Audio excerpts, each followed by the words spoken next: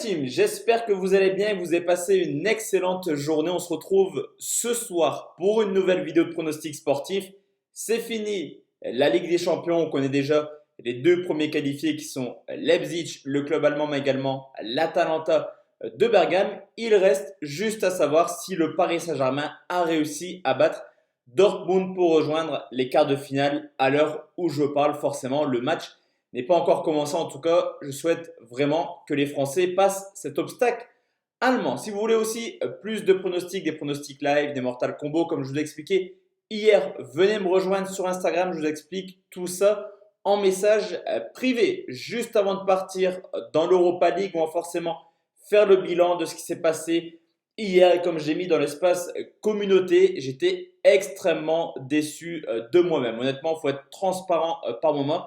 J'ai vraiment fait les mauvais choix dans la journée d'hier et j'ai un petit peu surclassé entre guillemets Tottenham et Valence. Mais le fait que Valence joue à huis clos, je pense que ça joue également un petit peu. Et ce coronavirus va clairement, entre guillemets, foutre le bordel dans le football. Les matchs à huis clos, les matchs reportés, ça met le taf de parieurs vraiment en grande difficulté. Ça va falloir vraiment en être conscient. La team, donc hier, les deux équipes marquent entre Tottenham et Leipzig, ça ne passe pas. Valence ou nul, ça ne passe pas également, mais à 3-2, avec l'appui du public, peut-être que Valence aurait pu l'emporter. En tout cas, voilà, 0 sur 2, le combiné qui ne passe pas. Pour demain, la team, forcément, il y a aussi des matchs reportés. Les clubs italiens ne joueront pas, que ce soit l'AS Rome ou l'Inter de Milan. On va donc partir sur seulement deux petits pronostics, un match à 19, un match à 21, avec toujours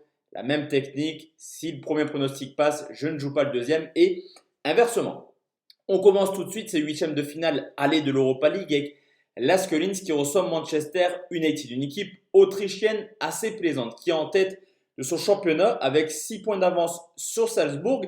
Mais Manchester réalise également une bonne petite saison, mine de rien, alors très loin de Liverpool, mais toujours en course en Europa League forcément, et également 5e du championnat. À domicile, l'As Linz carbure vraiment en termes de buts. 27 buts marqués en 11 matchs de championnat. Vous me direz, c'est le championnat autrichien, mais en Coupe d'Europe, on retrouve les mêmes statistiques. 6 matchs européens à domicile, 13 buts marqués avec quand même le FC Bâle, le Sporting Portugal, le PSV ou la Z Alkmaar.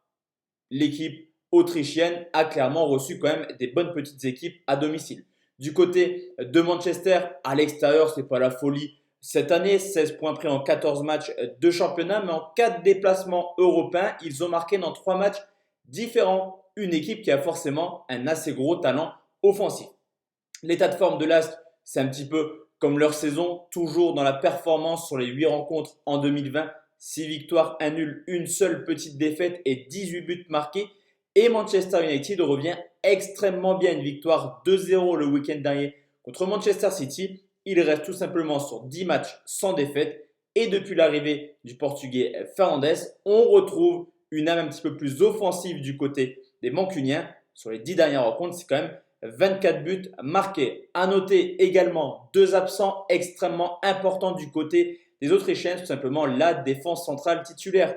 Filipovic et Weisinger absents. Sur cette rencontre, Manchester est capable de marquer, mais les Autrichiens sont très bons à domicile. Tout simplement partir sur les deux équipes marques, c'est coté 1,92.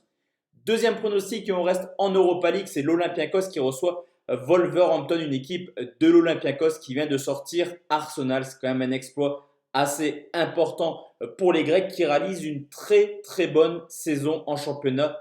20 victoires, 6 nuls pour 0 défaite. Grosse performance quand même pour les Grecs, alors que Wolverhampton a toujours l'opportunité, a toujours la chance de pouvoir aller en Ligue des Champions l'an prochain, 6e de Première Ligue. À domicile, c'est simple, 22 matchs cette année pour l'Olympiakos, 18 victoires, 2 nuls pour 2 petites défaites. Des défaites contre le Bayern Munich en Ligue des Champions, mais également contre Arsenal lors du match aller. 7 matchs européens, 4 victoires à domicile avec quand même des adversaires également peu évidents à jouer comme Krasnodar ou alors Tottenham en phase de poule.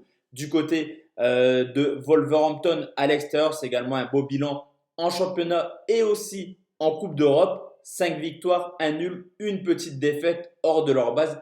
Vous l'aurez compris, l'Olympiakos est très bon à domicile, mais Wolverhampton a également pas mal d'atouts hors de leur base. Mon pronostic va surtout se pencher au niveau de l'état de forme. Olympiakos en 2020 continue à carburer. 17 matchs, 13 victoires, 2 nuls, 2 petites défaites, 8 rencontres à domicile, 7 victoires. Et on le sait, se déplacer chez les Grecs en Coupe d'Europe n'est jamais évident quand on sait également que Wolverhampton, en ce moment, ça marche plus trop si bien que ça. 13 matchs en 2020, seulement 4 victoires contre clairement des adversaires largement à leur portée. Tout d'abord, l'Espagnol Barcelone en Coupe d'Europe, dernier de Liga. Southampton et Norwich qui sont en fin de classement en Première Ligue. Et également une victoire à Tottenham. Mais en ce moment, clairement, tout le monde bat Tottenham.